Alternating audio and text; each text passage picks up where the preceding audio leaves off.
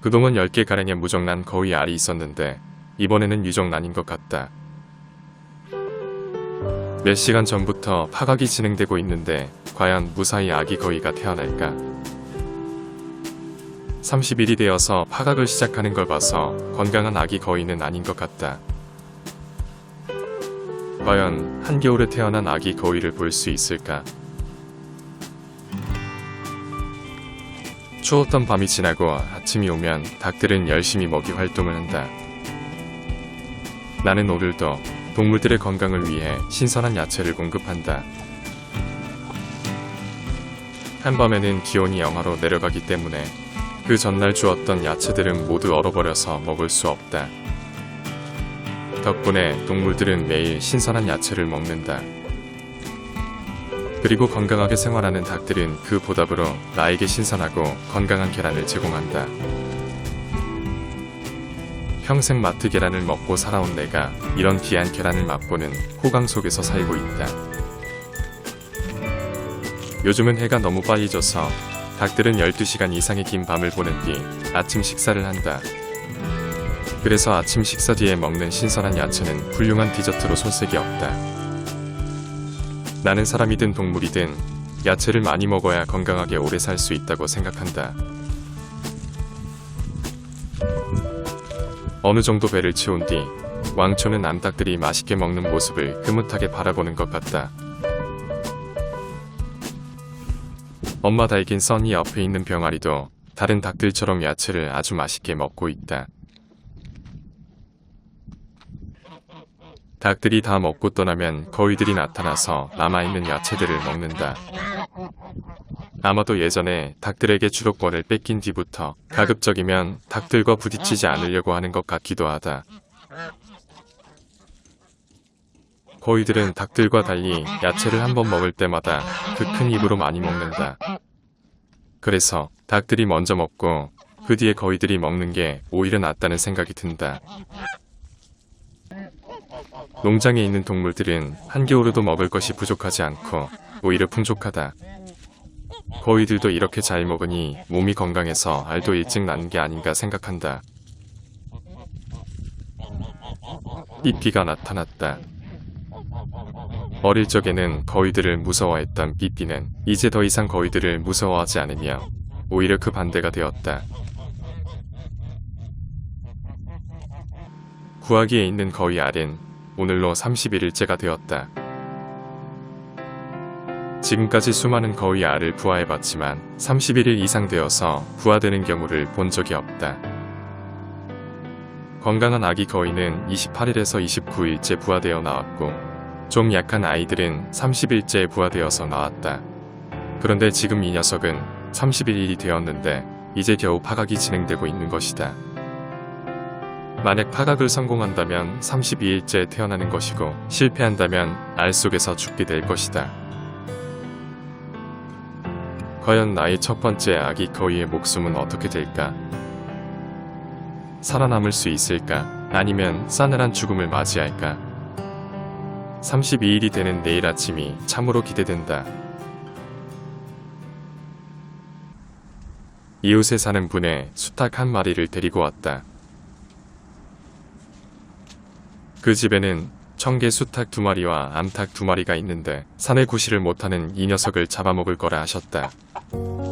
다른 수탉은 덩치도 크고 멋있었는데 이 녀석은 못 먹고 스트레스를 받아서인지 체격이 많이 왜소했다. 그런데 무슨 생각에서인지 그때 내가 이 녀석을 잡아먹지 말고 나에게 팔아라고 했다. 그분은 흔쾌히 허락하면서 대신 암탉 2마리를 달라고 하셨다. 결국 알도 못 낳는 비실비실한 산에 구실 못하는 수탉 한 마리 대신 알 잘 낳는 암탉 2마리를 주게 되었다. 손해보는 듯한 기분이었지만 그냥 그렇게 하자고 했다. 새로운 수탉은 새 집을 인식하도록 하기 위해 며칠간 닭장 안에서 갇혀 살아야 한다.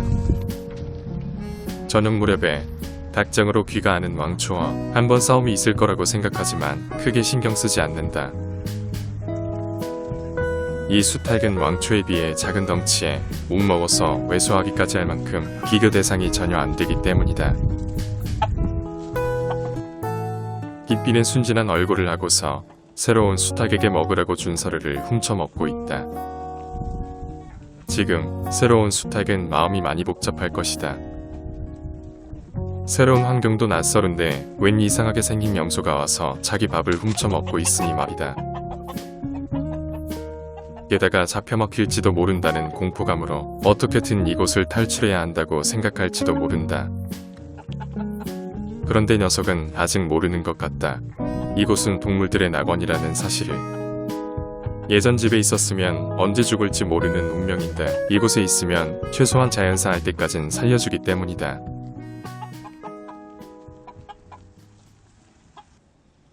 며칠 전 이웃에 한 분이 오셔서 앵두를 보고서 암컷이냐고 물으셨다. 난 또 이쁘게 생겨서 그러는 줄 알고 왜 그렇게 말씀하시냐고 되물었다. 그랬더니 그분은 앵두가 지금 임신을 해서 배가 많이 불러 보인다고 말씀하셨다. 앵두는 암컷이 아니고 수컷이라고 말씀드리니 그분은 말없이 웃으셨다. 내 눈에는 살 뺄 것 하나 없이 통통하니 이쁘기만 한데 다른 사람 눈에는 살찐 돼지로 보이는 걸까? 만약에 살이 좀 쪘다고 하더라도 이런 겨울철에는 살이 좀 쪄야 덜 춥지 않을까?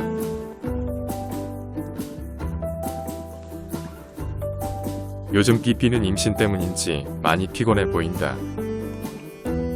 평소보다 많이 먹기도 하지만 틈만 나면 졸고 있는 모습을 발견하기 때문이다. 앵두와 삐삐는 사이가 좋은 편이다.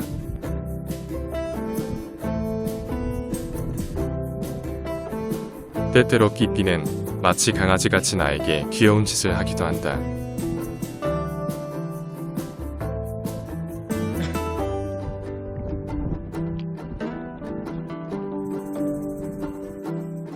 햇볕이 따뜻해지는 오후 이 시간에는 앵두와 삐삐와 함께 이곳에 앉아 휴식을 취하는 게 행복한 일상이 되었다. 다음날 아침, 아기 거위는 32일 만에 힘겹게 태어났다. 알 속에서 죽을 줄만 알았는데 다행히 건강하게 태어난 것이다. 이런 추운 겨울에는 원래 알을 잘 낳지 않는데 농장에 있는 거위들이 때 아닌 기쁨을 나에게 주고 있다.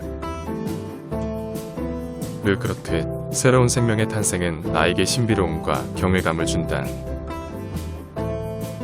누구에게 소중한 인연으로 분양이 될지 모르겠지만 그때까진 내가 건강하게 돌봐줄 생각이다. 그날 오후 새로운 수탉과 왕초가 결국 만났다. 덩치가 큰 왕초가 쉽게 이길 거라고 생각했는데 그것은 나의 섣부른 판단이었다. 과연 그들의 싸움은 어떻게 결론 날까?